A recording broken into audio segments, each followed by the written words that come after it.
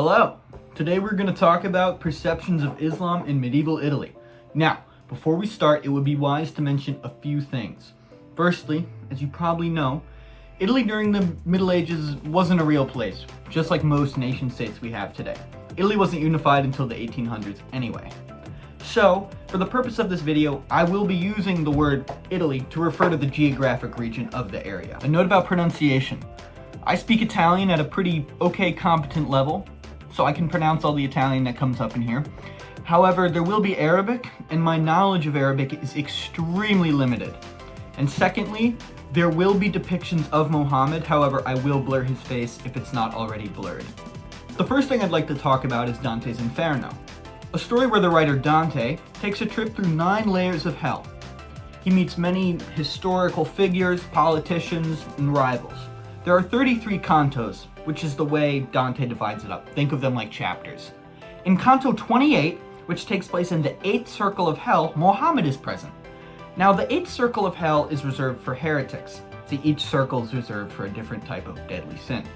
Now, the reason that Muhammad is there is because Dante thought of him as a schismatic Christian, not as a Muslim.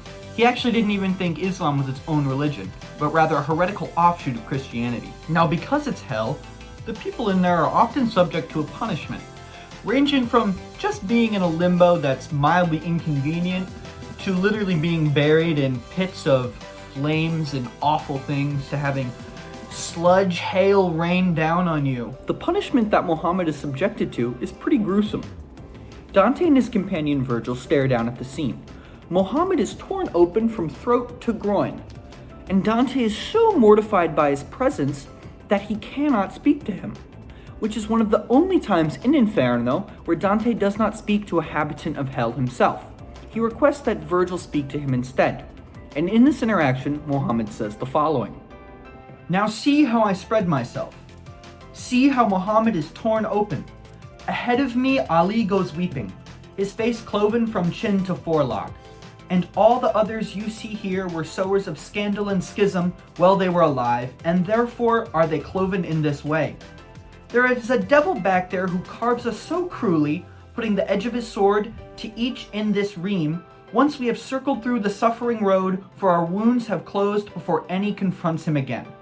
But who are you, sniffing at us from up on the ridge?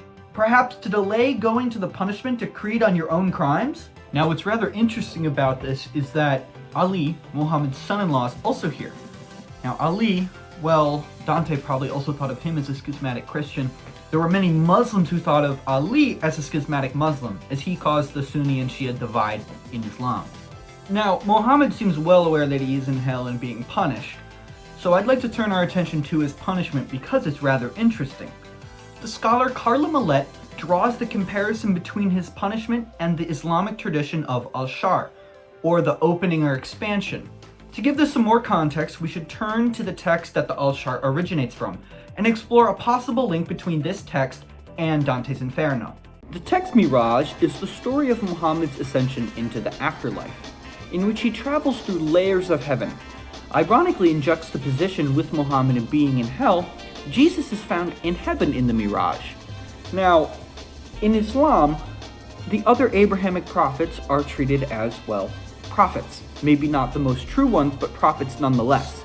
And in the Quran, there's a term for Jews and Christians called al-Kitab, which roughly translates to people of the book.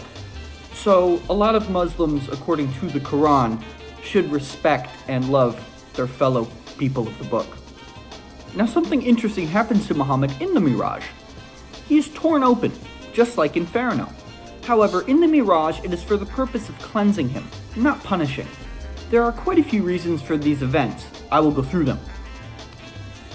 Messengers of gods, be they angels, birds, or other agents, depends on the translation, tear Muhammad open and take out all of the darkness within him. Other versions say his heart is purified by the agents with snow from the water of Zamzam in the well in Mecca, or that Muhammad's heart is prepared by God himself to receive the Quran. Lastly, in some versions, the agents of God stir up Muhammad's innards and stitch him back up. Dante's punishment of Muhammad could be interpreted as a bastardization of this. Instead of being cleansed or prepared to to be a holy prophet, he is instead in one of the deepest depths of hell, which in the eyes of Dante might be a purification in its own way. Now the following question arises. How did Dante know about the mirage?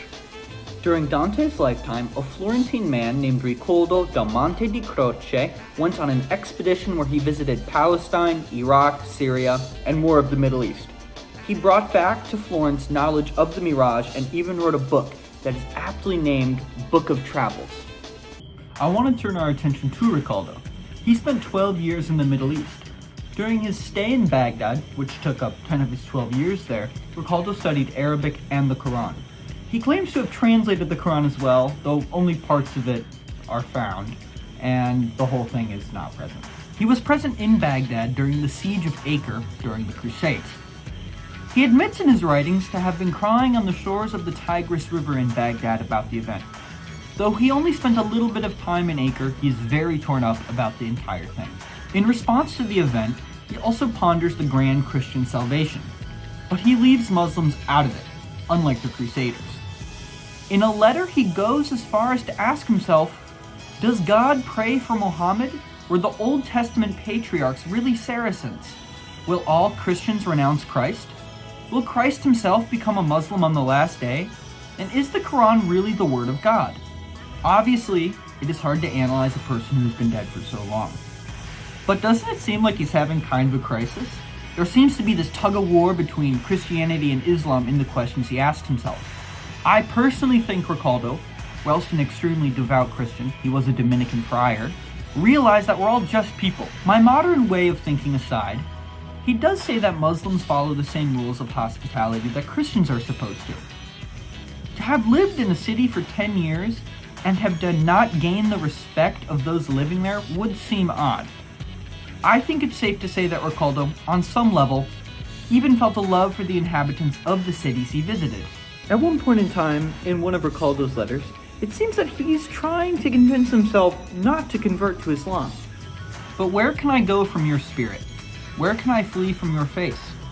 If you have decreed that the whole world should be Saracen, I certainly cannot consent to such an iniquitous law, nor can I believe that it is the law of God. Certainly, if the apostles, prophets, and patriarchs become Saracens, then it would be acceptable for me to become a Saracen too. But I do not wish to become a Saracen. So why does any of this matter?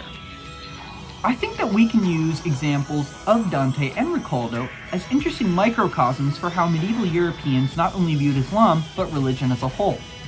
Though none of their ideas are very accepting, both Riccoldo and Dante seem to have a level of sympathy for their Muslim brothers, even if, especially in the case of Dante, it is a rather backwards one. After all, he does feel a level of sympathy for those in hell. If you take anything away from this, I would like it to be that religion is not as clear-cut and black and white as we may think. The anthropologist and neuroscientist Gabriele Marranci claims that religion exists within the brain. And once you realize this, you start to see connections between ways of life and thinking from all over the world, and can begin to rationalize them for yourself, hopefully in at least a neutral light, like Riccoldo, not really Dante. After all, we all have the same brain, do we not? Well, that's it. Thank you for watching. The editing is rather amateur, as I've never undertaken a video of this length or tone before.